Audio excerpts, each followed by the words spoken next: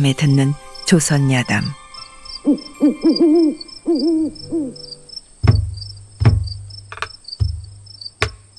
옛날 옛적 아주 오래전 중원 땅에서는 인간 70고래회라 해서 나이 70세가 되면 쓸모없이 밥만 축내는 패물이라고 생각하여 땅속에다 혼자 거주할 수 있는 집을 지어주고 이랫동안 먹을 수 있는 생쌀만 주었다고 합니다.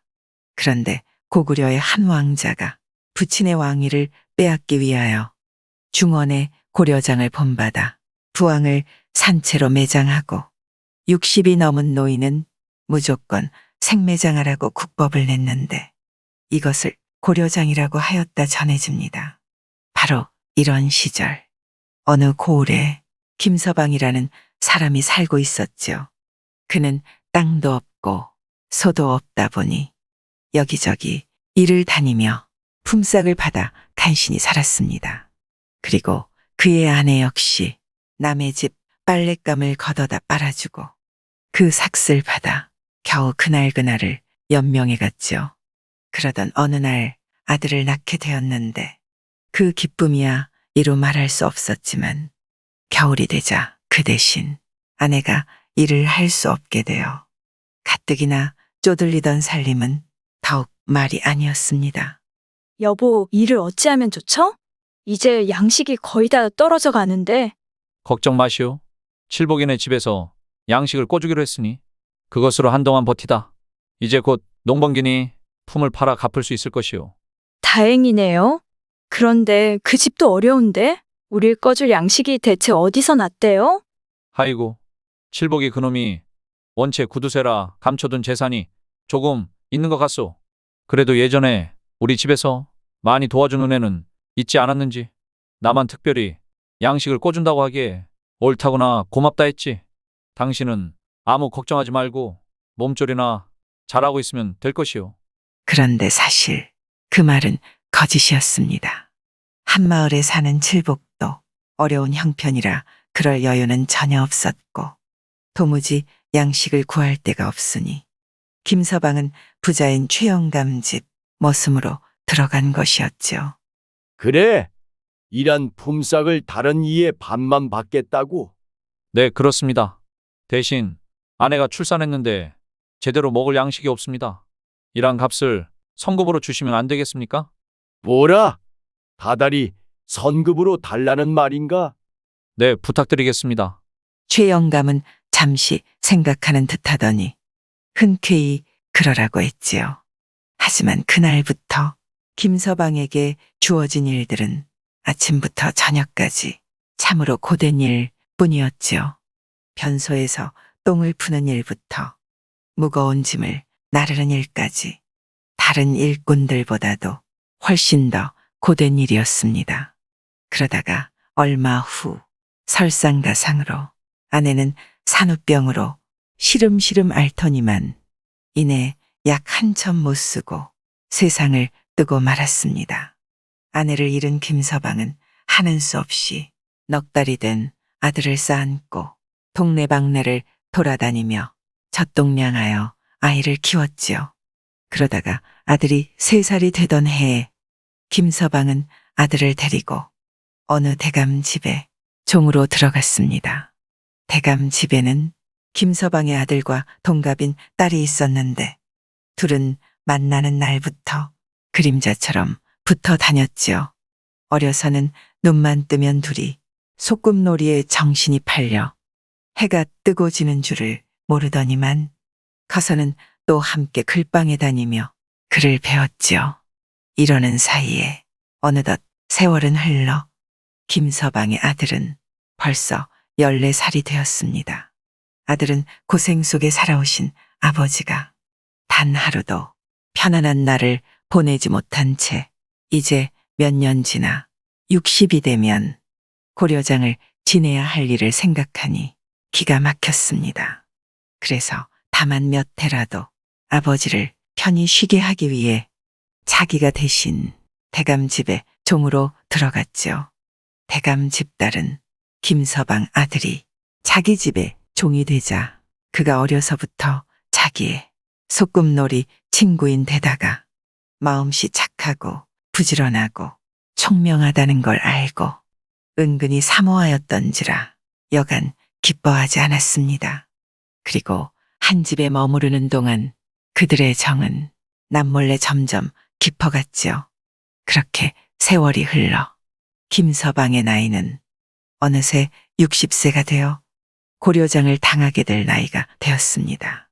김서방의 아들은 아버지가 갓난아이인 자기를 안고 동네방네 찾아다니며 젖동냥하여 기른 정과 어린 자기가 사모의 손에서 구박을 받을까봐 호라비로 늙으면서도 부처를 들이지 않은 일들을 생각하니 차마 그 아버지를 생매장할 수가 없었지요. 그래서 아무도 모르게 햇빛이 잘 드는 양지 쪽 산비탈에다 미리 땅굴을 파 돌집을 지어놓고 아버지가 60살이 되자 아버지를 그곳에다 모셨습니다. 아들은 정작 굴 속에 아버지를 두고 생이별을 하자니 발이 떨어지지 않아 피눈물을 쏟으며 아버지의 두 손을 잡았지요. 아버지, 국법이라 자식으로서도 어쩔 수 없는 일이옵니다. 내 걱정은 말거라. 하지만 이렇게 날 숨겨두다 내가 큰 벌을 받을까 걱정이구나. 아버지, 그런 말씀하세요. 낳아주시고 길러주신 그 은혜, 제 어찌 함부로 하겠어요. 부디 아무 걱정 마시고 제가 꼭 아버님 생전에 며느리의 절을 받게 하겠사오니 아무쪼록 제때 진지 드시기를 잊지 마시고 해가 뜨면 햇볕을 쬐시고 밤이 되면 잡념을 버리시고 일찍 주무시옵소서. 그 후 아들은 매일 밥을 날라다 밖으로 난 작은 구멍으로 들여보내고는 그 옆에 쭈그리고 앉아 그날 듣고 본 일들을 아버지에게 낱낱이 알려드리며 조금이라도 아버지를 기쁘게 해드리려 애썼습니다. 이렇게 하기를 1년이 되던 어느 날 하루는 대감 집딸이 근심스러운 얼굴로 김서방 아들을 찾아왔습니다. 그 사연을 물으니 당나라에서 사신이 와서는 3가지의 어려운 문제를 내며 알아맞히라고 하였는데 문제를 못 맞히면 나라한 귀족 가문에 시집안간 처녀를 조공으로 바칠 것을 요구하였다는 것이죠. 이에 까딱 잘못하다가는 대감 집딸도 당나라로 끌려가게 생겼으니 걱정이 이만저만이 아니었던 것입니다. 더욱이 아직까지 조정의 문무백관 가운데에서는 아무도 이 문제를 해결한 사람이 없으니 조공을 거절했다가는 당나라에서 침략해 올 것이 분명하였습니다. 지금 조정은 물론이려니와 온 나라가 수심에 잠겼다는구나.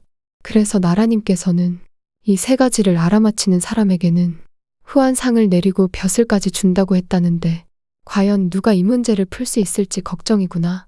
대체 그 문제가 무엇이냐?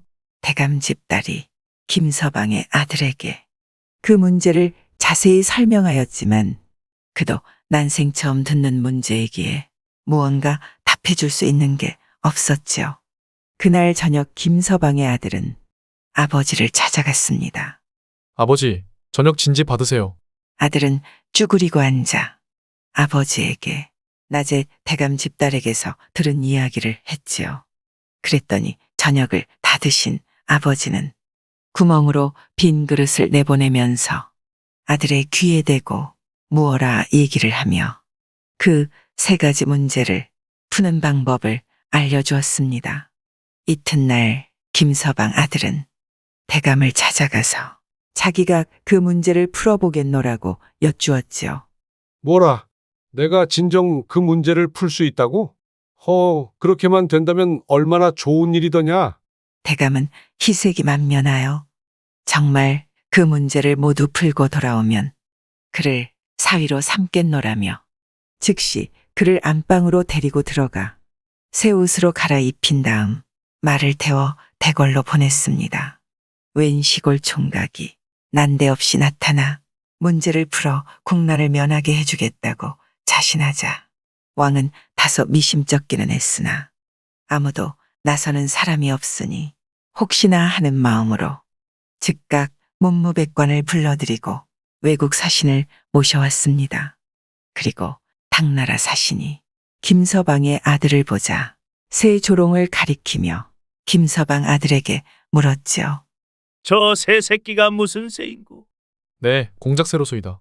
저 새가 이 나라에 온 후로 무엇을 먹여도 먹지 않으니 무엇을 먹이면 살려낼 수 있을고?